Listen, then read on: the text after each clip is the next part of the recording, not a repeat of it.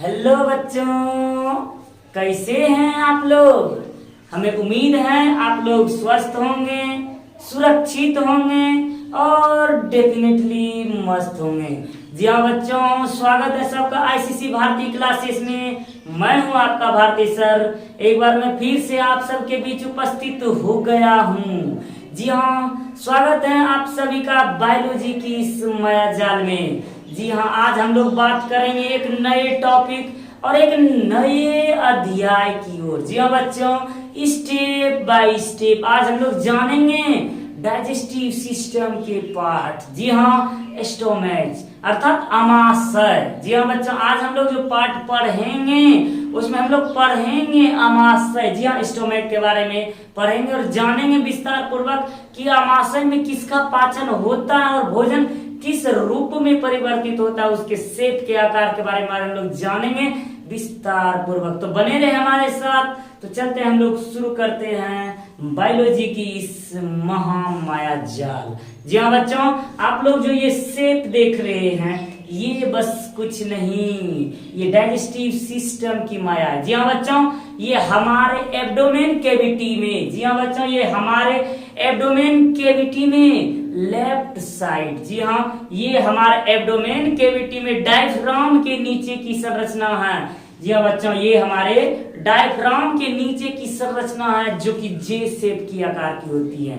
जी हाँ बच्चों, ये जे शेप की आकार की जो संरचना आप लोग देख रहे हैं ये है स्टोमच अर्थात आमाशय। जी हाँ बच्चों, आज इसके बारे में हम लोग बात करेंगे। आमाशय हमारे एब्डोमेन कैविटी में, जी हाँ बच्चों, डायफ्राम के नीचे एब्डोमेन कैविटी में एक लेफ्ट साइड में, जी हाँ बच्चों, लेफ्ट साइड में एक जे शेप की संरचना होती है जिसको हम लोग स्टोमच कहते हैं। जी हाँ बच्चों, स्टोमच आमाशय कहते हैं, जहां की भोजन का पाचन जो होता है अर्ध सेमी अर्थात सेमी सॉलिड फ्लूइड के रूप में, यानी सेमी सॉलिड पेस्ट के रूप में विभाजित होते हैं। जी हाँ बच्चों, हम लोगों को यह जान लेना जरूरी है कि इसमें आमाशय में जो होता है भोजन सेमी सॉलिड पेस्ट के रूप में विभाजित हो जाते हैं। अर्थात सेमी सॉलिड पेस्ट के बारे में हम लोग बात करें तो इसके बारे में हम लोग जब लिखें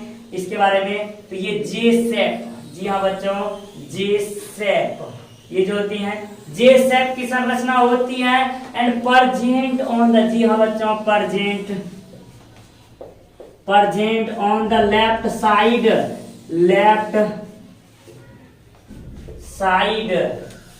इन एब्डोमेन कैविटी। जी हाँ बच्चों, इन एब्डोमेन कैविटी यह जो होते हैं जे शेप की संरचना होती है और यह left side in abdomen cavity में हमारे पेट में स्थित, हमारे बेली में स्थित एब्डोमेन कैविटी में, जी हाँ बच्चा, हमारे लेफ्ट साइड में एक जे शेप की संरचना होती है जिसको हम लोग आमाशय अर्थात स्टोमच कहते हैं।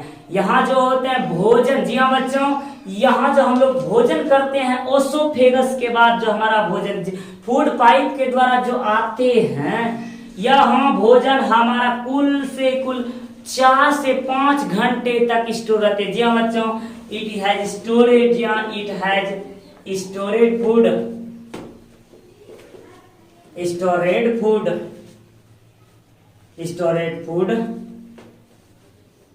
फोर से 5 आवर। जी हाँ बच्चों, यह जो होता है यह भोजन को 4 से 5 घंटे के लिए स्टोर करता है। जी हाँ बच्चों, आमाशय में हमारा भोजन 4 से 5 घंटे तक स्थिर रहता है, तब जाकर के हमारा भोजन एक सेमी सॉलिड पेस्ट के रूप में विभाजित होते हैं। जी हाँ बच्चों, the food break down into the food, जी हाँ बच्चों, the food break down,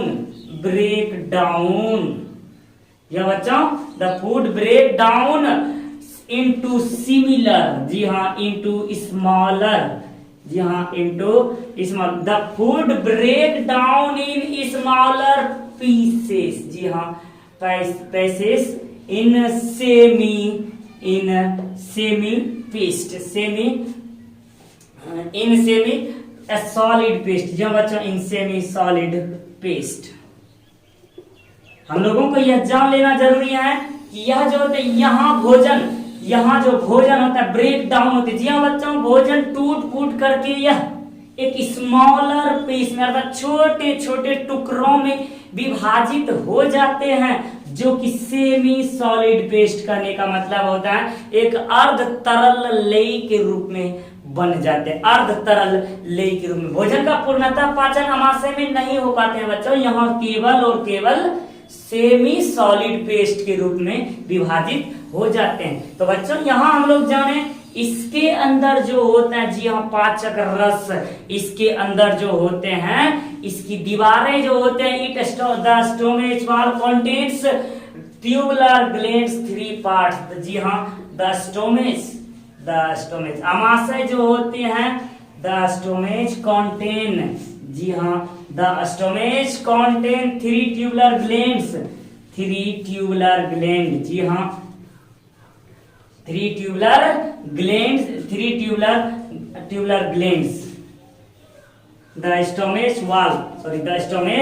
wall contain 3 tubular glands, 3 tubular glands in the walls। जी हाँ, इसके वाल जो होते हैं 3 प्रकार के ट्यूबुलर ग्लैंड्स को स्रावित करते हैं। जी हाँ, 3 प्रकार के ग्लैंड्स जो होते हैं यहाँ से स्रावित होते हैं। वह ग्लैंड्स होंगे, इस ग्लैंड से जो होंगे रस स्रावित, ट्यूबुलर ग्लैंड से जो रस स्रावित होंगे, उसमें से सबसे जो मेन कंटेंट होते हैं भोजन के पाचन के लिए जो होते हैं, जो मुख्य रूप से ग्लैंड सीक्रेट गैस्ट्रिक जूस। जी हाँ बच्चों, यह ग्लैंड जो होता है ग्लैंड सीक्रेट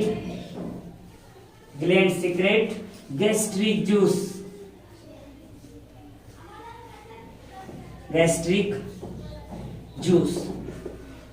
और जिस जूस को स्रावित करते हैं उसका नाम है HCl। जी हाँ बच्चों, HCl जिस ग्लैंड्स को यह सीक्रेट करती हैं, यह उसका नाम है गैस्ट्रिक जूस, जिसका नाम है HCl, जो कि भोजन के पाचन में, जी हाँ बच्चों, भोजन के पाचन में प्रमुख भूमिका निभाती है HCl, हाइड्रोक्लोरिक एसिड। जी हाँ बच्चों, हाइड्रोक्लोरिक अम्ल जो कि एक गैस्ट्रिक जूस है, जिसको हम लोग जठर रस कहते हैं। जी हाँ बच्चों, इसमें गैस्ट्रिक जूस का भोजन के पाचन में महत्वपूर्ण भूमिका होती है, जिसका नाम है HCl।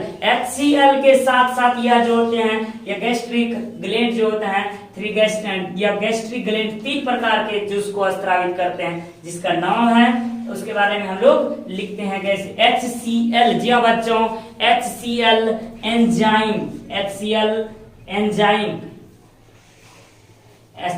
एंजाइम और म्यूकस। जी हाँ बच्चों, HCl एंजाइम और म्यूकस। जी हाँ, ये जो गैस्ट्रिक एंजाइम, गैस्ट्रिक जूस जो होते हैं, गैस्ट्रिक ग्लैंड जो होते हैं, यह जो होते हैं गैस्ट्रिक ग्लैंड, इसमें जो होते हैं 3 ट्यूबुलर ग्लैंड्स, गैस्ट्रिक ग्लैंड को यह स्रावित करते हैं। और वह गैस्ट्रिक ग्लैंड जो होते हैं 3 प्रकार के जूस को स्रावित करते हैं, जिसमें HCl एंजाइम और म्यूकस। जी हाँ बच्चों, HCl एंजाइम और म्यूकस।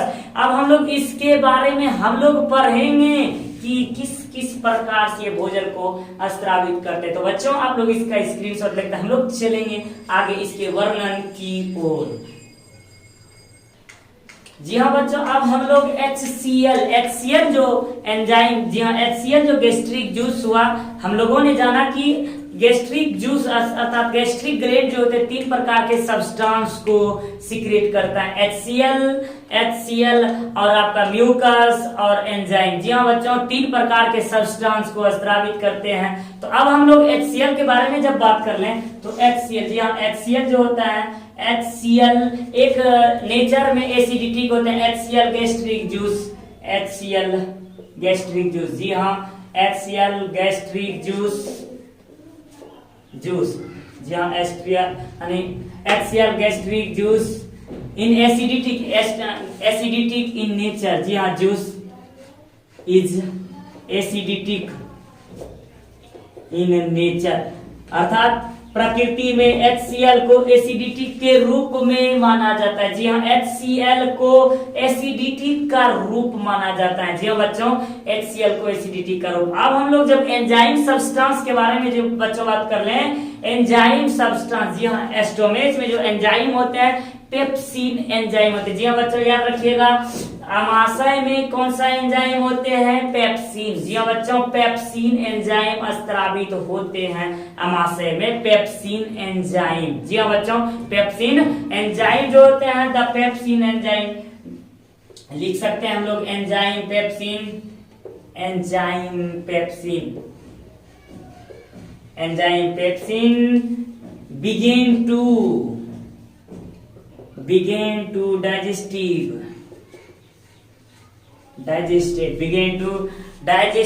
जी हाँ, begin to digestion food in a smaller, जी हाँ, food in a smaller molecule। जी हाँ, smaller molecules। यह जो होता है भोजन को the enzyme pepsin begin to digest food in smaller molecules. यहाँ यह जो होता है स्मॉलर मोल्यूकस के रूप में, यह छोटे छोटे सब्सटेंस स्मॉलर मोल्यूकस के अणु के रूप में विभाजित कर देते हैं यह एंजाइम पेप्सिन। जी हाँ, पेप्सिन एंजाइम यहाँ से स्रावित होते हैं, और यह पेप्सिन एंजाइम, जी हाँ बच्चों, पेप्सिन से अभिक्रिया करके यह जो होते हैं पेप्सिनोसिन एंजाइम यहाँ स्रावित होता है। जी हाँ, और याद रखेंगे आप लोग, ये एंजाइम पेप्सिन जो होते हैं, enzyme pepsin is active only. जी हाँ, एंजाइम पेप्सिन जो होते हैं केवल और केवल एक्टिव होते हैं एंजाइम पेप्सिन। जी हाँ, enzyme pepsin is active only. जी हाँ, एंजाइम पेप्सिन जो होते हैं केवल और केवल इन द पेप्सिन्स एसिड्स। जी हाँ, इन द पेप्सिन्स एसिड्स। जी हाँ बच्चों, हम लोग यह जान लें, यह जो होते हैं enzyme pepsin is active only in the pepsins acid. जी हाँ, यह जो होते हैं केवल और केवल बच्चों, केवल और केवल प्रेसेंस एसिड जो होते हैं, यह प्रेसेंस ऑफ एसिड। जी हाँ, प्रेसेंस ऑफ एसिड, यह केवल और केवल एसिड पेप्सिन जो होते हैं, यहाँ एंजाइम पेप्सिन जो स्रावित होते हैं केवल और केवल अम्ल के स्वरूप में के लिए यह स्रावित होते हैं। जी हाँ बच्चों, यह केवल और केवल यह पेप्सिन जो होते हैं अम्ल के रूप के लिए स्रावित होते हैं। जी हाँ बच्चों, अब हम लोग जाने कि यह पेप्सिन जो होते हैं, पेप्सिन प्रोटीन को पेप्टोन में बदल देता है। जी हाँ बच्चों, कहने का अर्थ हुआ आमाशय में जो होता है, इसका जो कार्य जब हम लोग फंक्शन पढ़ेंगे, आमाशय में जो होता है प्रोटीन पेप्टोन में बदल जाते हैं। जी हाँ बच्चों, प्रोटीन से पेप्टोन में। तो हम लोग यहाँ पढ़ेंगे द प्रोटीन डाइजेशन बिगिन। जी हाँ, द प्रोटीन डाइजेशन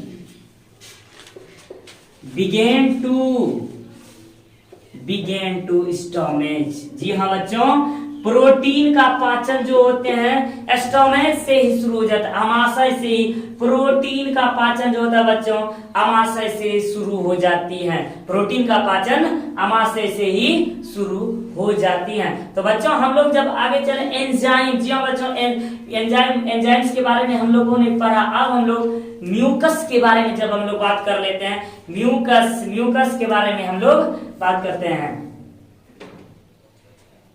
जी बच्चों, जब हम लोग म्यूकस के बारे में हम लोग बात कर लेते हैं, म्यूकस जो होते हैं, कभी कभी आप जानते हैं कि कभी कभी अधिकतम से अत्यधिक मात्रा में म्यूकस जो होते हैं अत्यधिक मात्रा में स्रावित होने वाले HCl। जी हाँ बच्चों, यहाँ जो HCl अम्ल, हाइड्रोक्लोरिक अम्ल जब स्रावित होते हैं तो कभी कभी अत्यधिक मात्रा में स्रावित होने के कारण जो होती है इसकी दीवारों में थोड़ी सी स्क्रैच आ जाती है, अर्थात जी बच्चों इसकी दीवारों में खराश आ जाती है, जिसके कारण से रक्त का स्राव होने लगता है, अर्थात एंजाइम के कारण रक्त का स्राव होने लगता है, और इसकी दीवारों में जो होती है एक घाव हो जाती है। जी हाँ बच्चों, आमाशय की दीवार में एक घाव आ जाती है जिसे हम लोग अल्सर कहते हैं। जी हाँ बच्चों, इसमें जो होती है, इसमें जो दीवारों में जो घाव हो जाते हैं, कभी क्यों होते हैं, इसका कारण HCl है बच्चों, अल्सर। जी हाँ, अल्सर बीमारी हो जाते हैं, जो कि अमाशय की दीवार में होने वाले घाव को हम लोग अल्सर कहते हैं बच्चों। तो ये जो होते हैं म्यूकस, म्यूकस जो होते हैं अमाशय से जो अम्ल स्रावित होते हैं, उससे होने वाले क्षति से, जी हाँ, उससे होने वाले क्षति से यह अमाशय की दीवार अर्थात बॉडी को जो होता है वह सुरक्षित करता है। म्यूकस जो होता है प्रोटेक्ट करता है stomach wall from secret the HCl अम्ल। जी हाँ, HCl एसिड जो होता है उससे स्रावित होने से होने वाले क्षति से बचाता है म्यूकस। जी हाँ बच्चों, आप लोगों को म्यूकस के बारे में समझ में आ गया, म्यूकस क्या है, म्यूकस। जी हाँ बच्चों, अब हम लोग फंक्शन के बारे में जब हम लोग बात कर लेते हैं, इसके फंक्शन, यह जो होते हैं फंक्शन जो होता है स्टोमेच फंक्शन, हम लोग लिख ले स्टोमेच फंक्शन, स्टोमेच फंक्शन। यह 3 प्रकार के कार्यों को करता है। जी हाँ बच्चों, यह 3 प्रकार के कार्यों को करता है। सबसे पहले यह जो होते हैं डाइजेस्टिव इन प्रोटीन। जी हाँ, डाइजेस्टिव इन प्रोटीन। जी हाँ, digestive in protein, digestive the protein.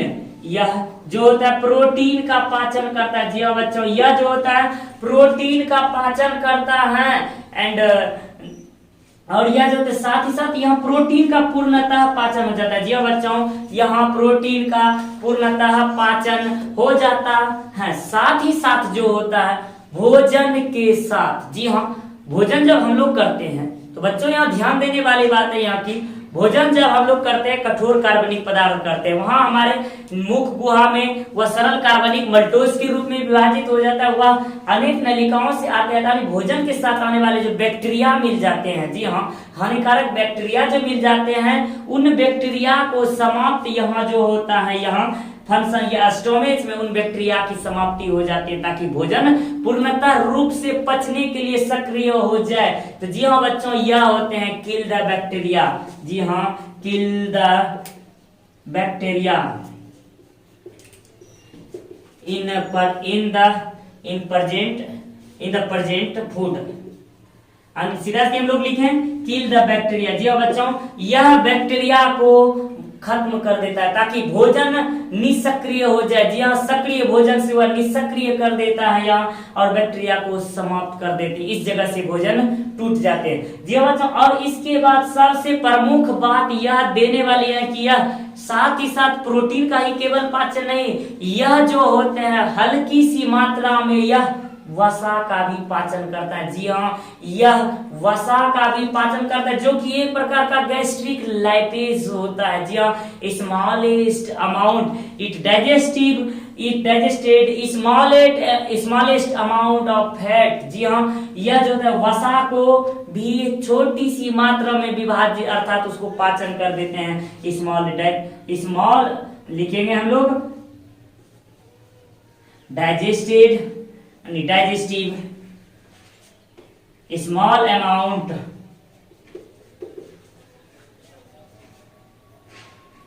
Of fat. जी हाँ बच्चों, फैट जो कि एक प्रकार का गैस्ट्रिक लाइपेज होता है। यहाँ जो होता है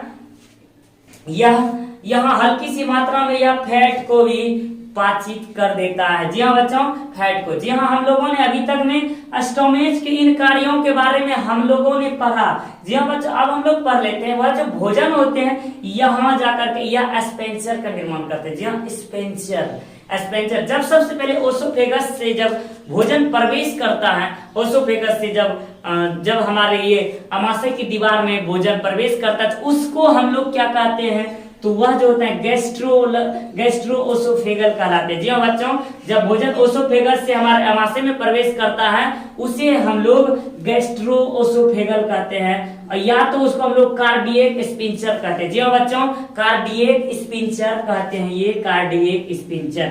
और उसके पश्चात आगे जो यहाँ हमारा सबसे अंतिम वाला भाग, यहाँ जब यह नीचे का हिस्सा, नीचे का पोस्टेरियर पार्ट्स, जब स्टोमेक का जब पोस्टेरियर पार्ट्स ड्यूडेनियम में आकर के खुलता है, अर्थात छोटी आंत के पहले भाग ड्यूडेनियम में आकर के खुलता है, वो जो होते हैं पाइलोरिक स्पेंसर होते हैं। जी हाँ बच्चों, पाइलोरिक स्पेंसर होते हैं। स्पेंसर, इसमें दो प्रकार के स्पेंसर का निर्माण होता है। एक पहले जब ओसोफेगस से या जब भोजन आमाशय में घुसता है तो वह जो होता है कार्डियक स्पिंचर, और जब आमाशय से भोजन छोटी आंत के लिए बाहर निकलता है अर्थात छोटी आंत के प्रथम द्वार ड्यूडेनियम में जब आती हैं तो उस जगह जो जोड़ बनती है उस जगह यहाँ ये होते हैं पाइलोरिक स्पिंचर। जी हाँ बच्चों, अब हम लोग पढ़ेंगे स्टोमेक के पार्ट्स के बारे में। जी हाँ बच्चों, स्टोमेक के पार्ट्स के तो बच्चों हम लोग स्टोमेज के मेजर पार्ट्स के बारे में जब हम लोग बात करें मेजर पार्ट्स के बारे में, तो मेजर पार्ट ऑफ स्टोमेज। जी हाँ बच्चों, मेजर पार्ट ऑफ स्टोमेज के बारे में जब हम लोग बात करें, इसके चार प्रमुख मेजर पार्ट्स होते हैं। चार प्रमुख major parts.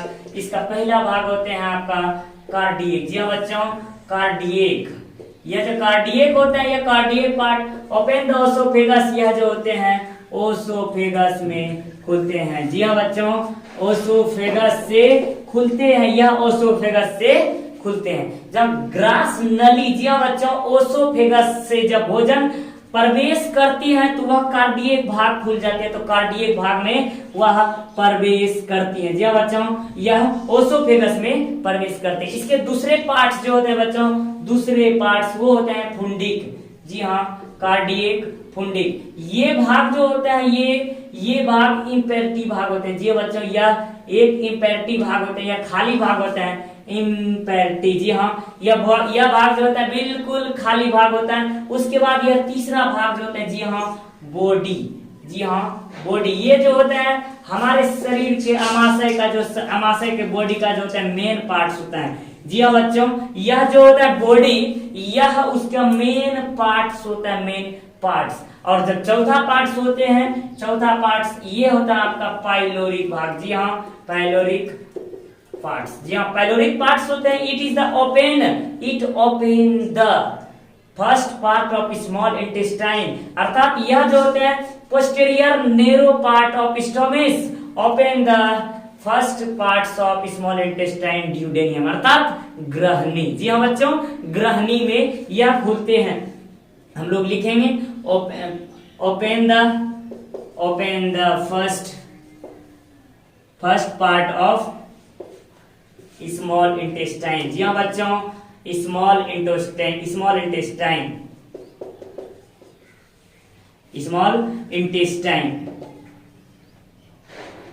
and it is the posterior narrow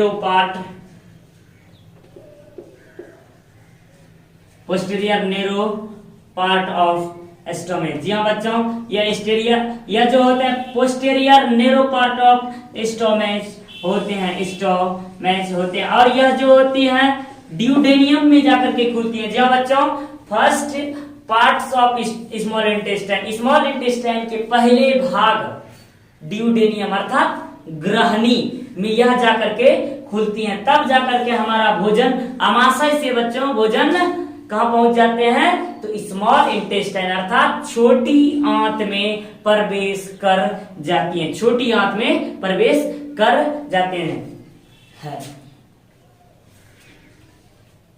तो बच्चों जी हाँ, ये हमें याद कर लेना है कि वो अल्सर जो होते हैं, जो बच्चों जिसके बारे में हम लोगों ने अल्सर के बारे में बात किया, यह बीमारी तब अत्यधिक रूप से उत्पन्न होती है, अस्सीय अम्ल तब अत्यधिक रूप से स्रावित होते हैं, कभी कभी फास्टिंग। जी हाँ, कभी कभी अत्यधिक उपवास जब करते हैं, फास्टिंग जब करते हैं बच्चों, उस वक्त भोजन अर्थात कभी कभी ज्यादा दिन तक भूखे रह जाने पर और पानी नहीं पीने के कारण से जो होती है, जब हमारे शरीर में अर्थात हमारे आमाशय में जो होती है अस्सीय अम्ल अत्यधिक मात्रा में स्रावित होने लगती है।